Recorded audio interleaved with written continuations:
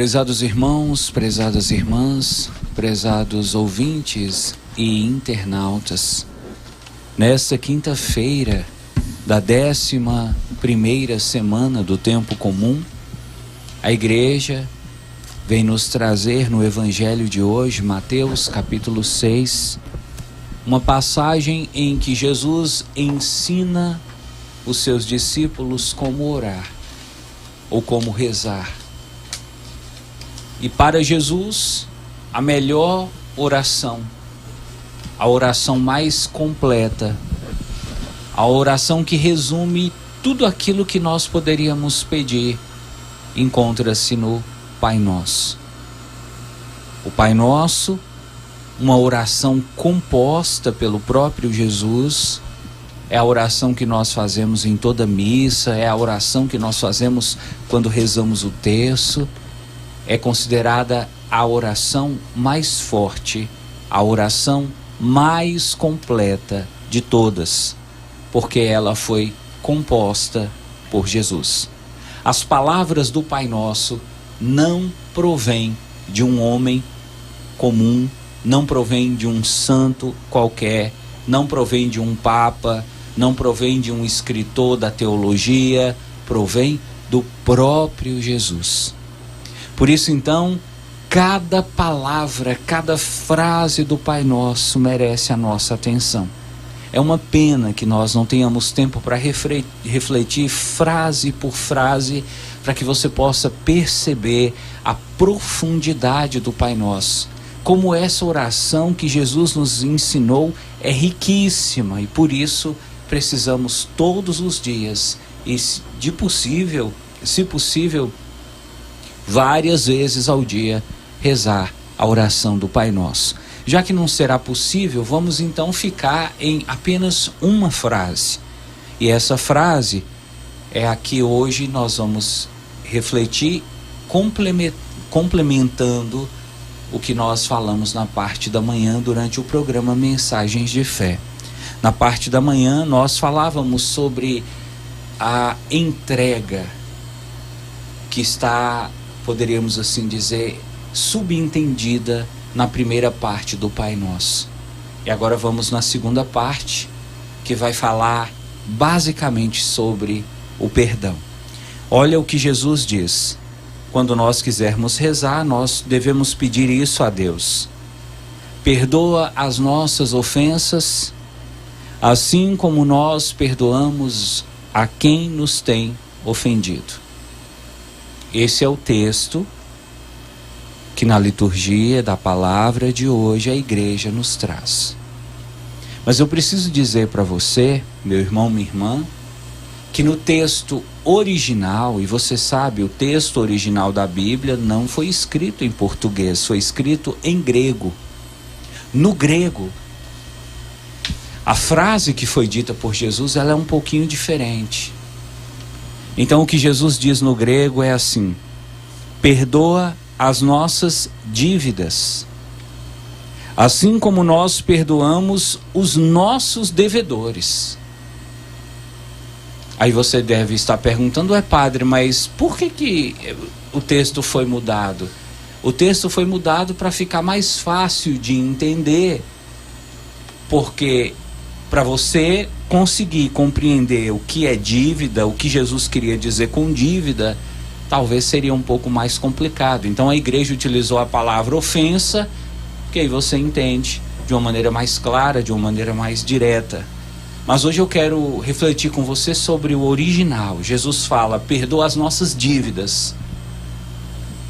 Jesus nos ensinou a pedir perdão a Deus pelas dívidas que nós temos com Deus. E aí eu pergunto, mas nós temos dívida com Deus? Que dívida é essa? Se dívida é uma coisa que a gente cria quando a gente compra alguma coisa, o que foi que nós compramos a ponto de nos tornar devedores de Deus? Aliás, que dívida é essa? Se Deus é espírito, Deus não trabalha com dinheiro, como nós podemos ser devedores de Deus? Aqui então nós começamos a perceber que Jesus está falando de uma dívida espiritual. E assim nós poderíamos dizer então que no Pai Nosso, Jesus estabelece 2 tipos de dívida.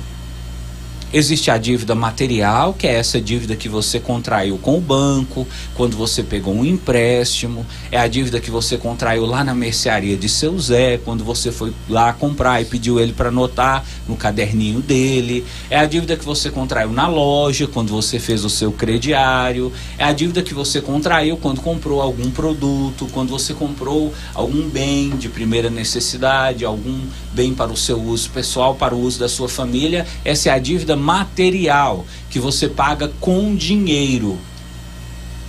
A dívida espiritual, ela não tem nada a ver com dinheiro.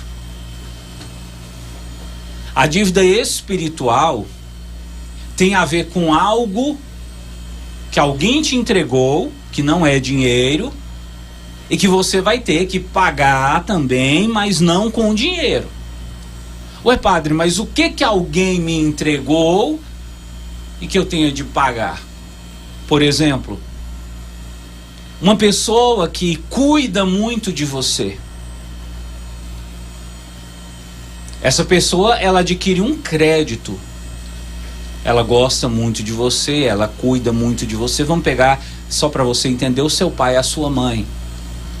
O seu pai e a sua mãe cuidou de você, cuidaram de você. Você, quando era um bebezinho, eles deram banho em você, deram comida para você.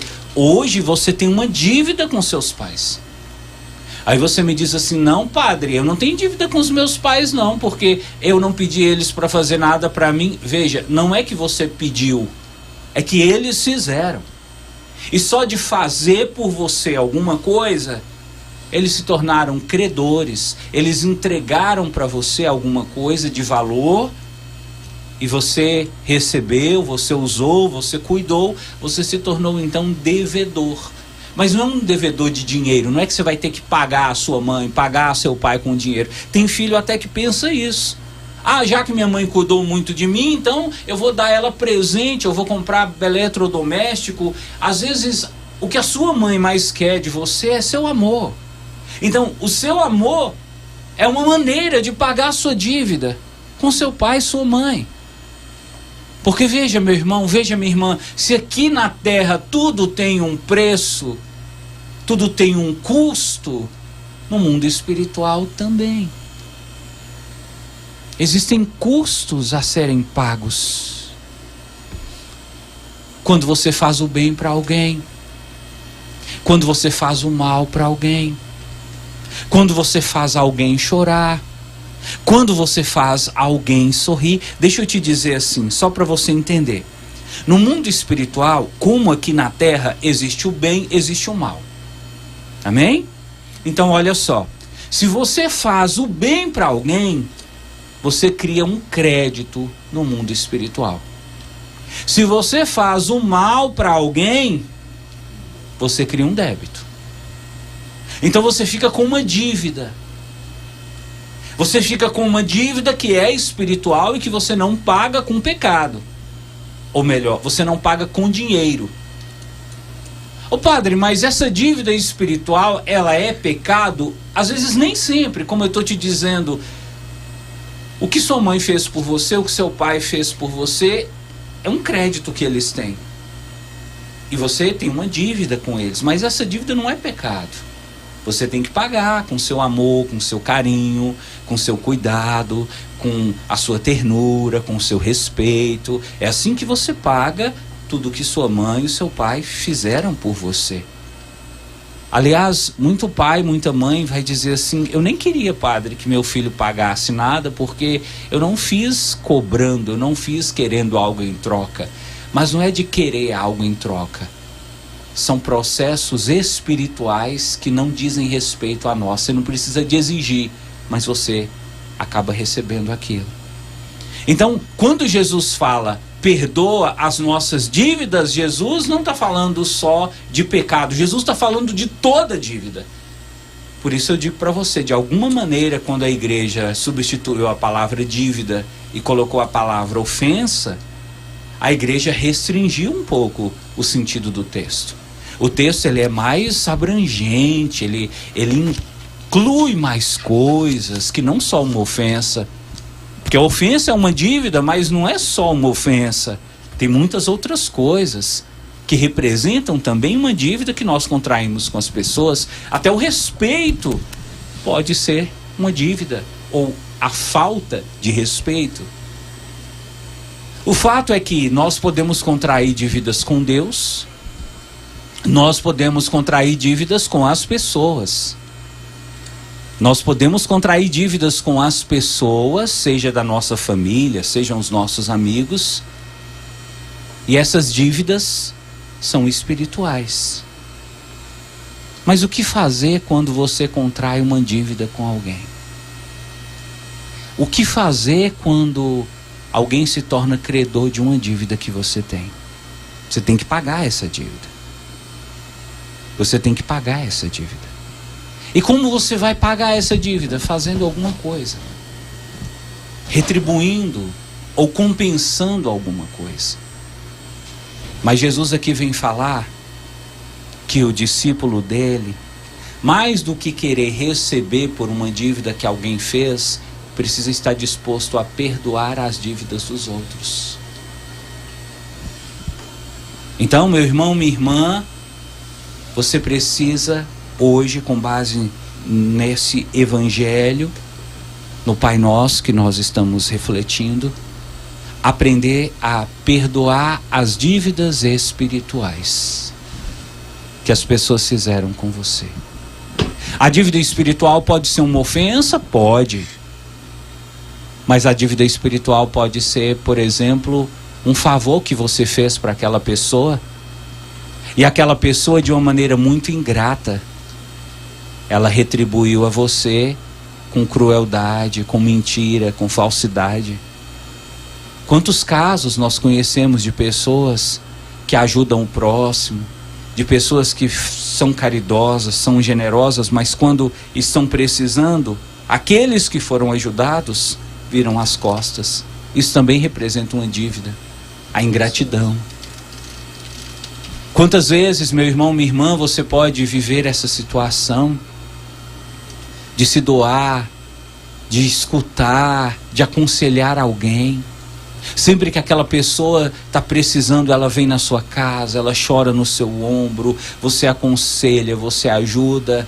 Mas quando você está precisando, aquela pessoa foge de você, aquela pessoa desliga o celular, coloca no modo avião para não te ouvir.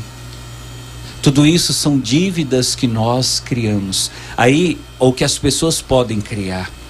E aí você diz: padre, a questão é a seguinte: nós vivemos em um mundo onde a justiça precisa ser aplicada.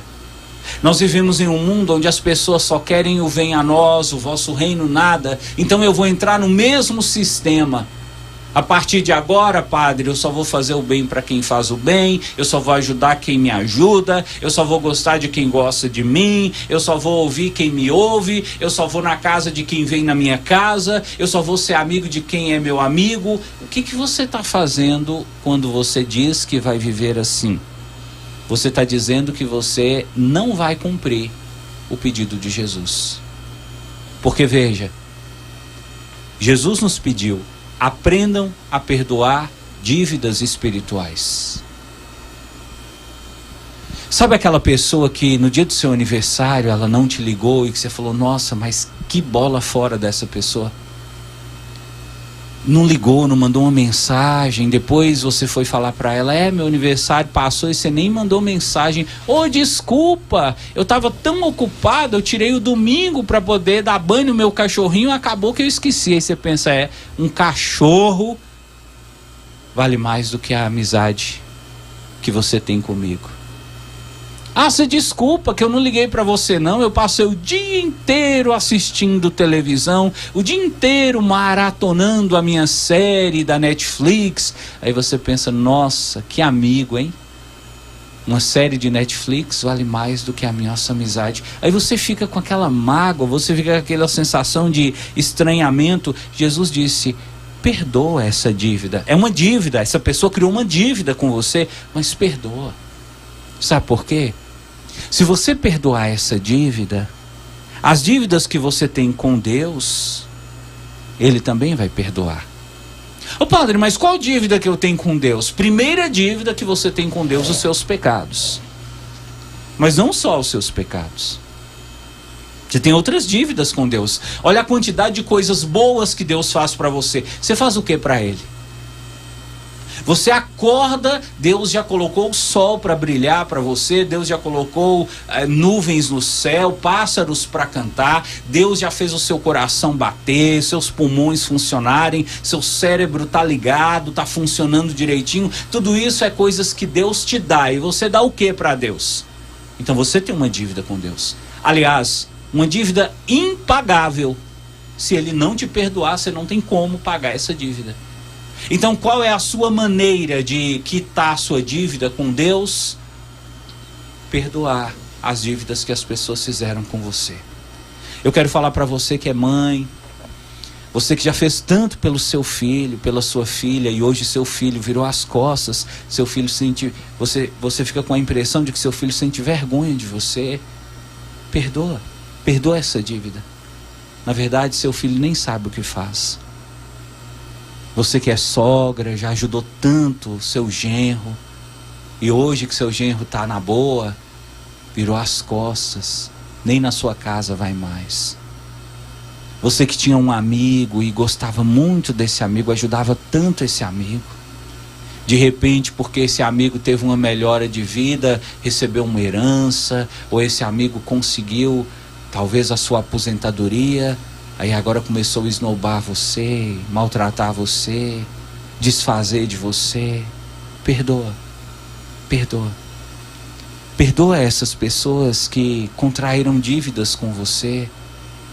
Essas pessoas para quem você já fez tanto e que hoje não são capazes de reconhecer. Perdoa, sabe por quê? A mesma coisa acontece com Deus. Deus faz tanto por nós. Deus nos abençoa tanto, Deus nos ama tanto, Deus cuida tanto de nós.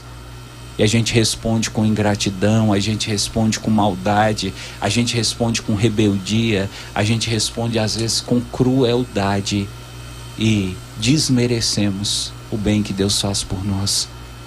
Esse é o sentido de perdoar as dívidas, meu irmão. Assim como é bom você quitar a sua dívida para poder andar de cabeça erguida aqui na terra, é importante você quitar as suas dívidas espirituais para andar de cabeça erguida no dia que a sua vida aqui na terra se encerrar. Que você, ao sair dessa vida, não saia como um devedor, não saia corrido, não saia como alguém que de fato tem medo da justiça divina ou pode ser preso a qualquer momento. Saia de cabeça erguida. Perdoa todo o mal que fizeram com você. Perdoa aqueles que deveriam te amar e não te amaram. Perdoa aqueles que deveriam ter cuidado de você e não cuidaram. Perdoa. Quanto mais você perdoar, mais abençoado você será.